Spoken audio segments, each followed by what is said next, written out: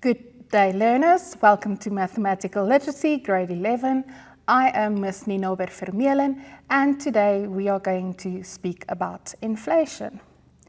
Now, did you know in June 2022, the average inflation rate was 7.4%. That makes it the highest rate since May 2009. Just other cool facts: bread and cereals went up with 11.2%, oils and fat 32.5%, electricity 14.5%, and then the very big one, fuel went up by 45.3%. So this is inflation, and this is inflation rates, and this is just a small glimpse of what you're going to do today.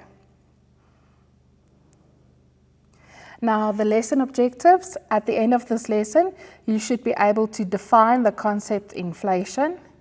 You should be able to investigate through calculation and discussion the impact of inflation on your purchasing power, the value of an item, and also the value of the money in a bank account.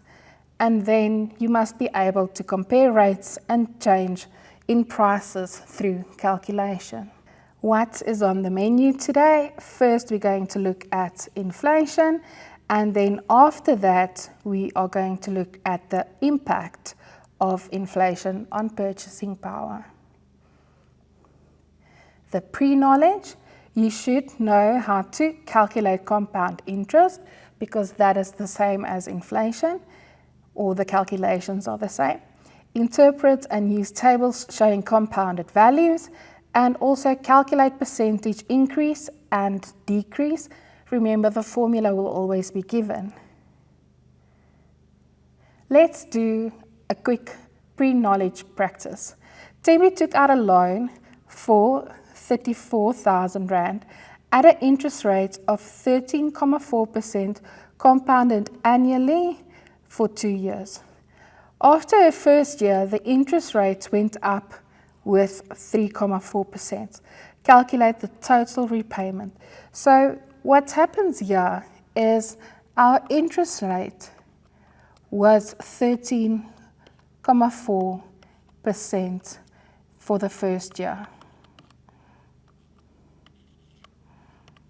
Then in the second year, it's 13.4 plus another 3.4%, leaving us at 16.8%. So if we do our first year, first we're going to calculate the number or the total of interest added. So it's your initial value times your interest rate of 13.4%. Remember, you can punch it in just like that in your calculator, but remember to put in the percentage sign, or you can use 0.134, whatever you prefer. Then we will see the interest rate for the first year was, the interest rather, for the first year was 4,556 Rand.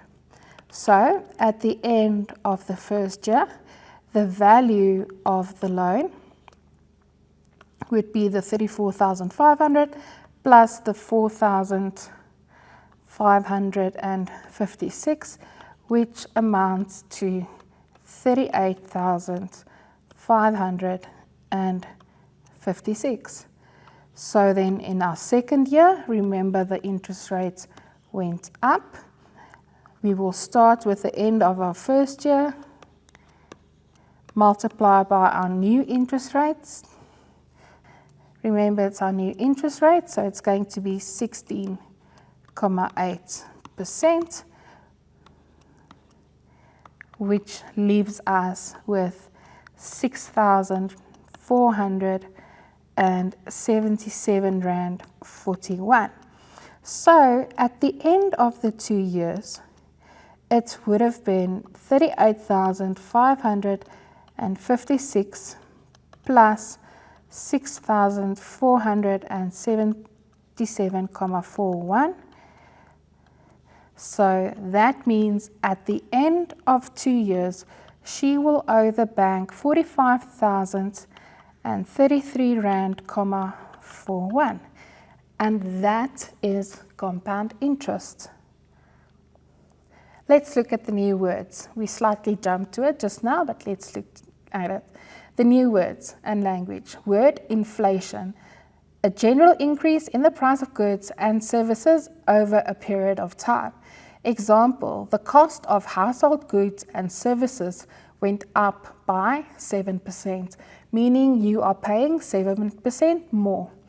Purchasing power, the value of a sum of money. Example, the more money I have, the more I can buy. And now it's time for a break. See you just now.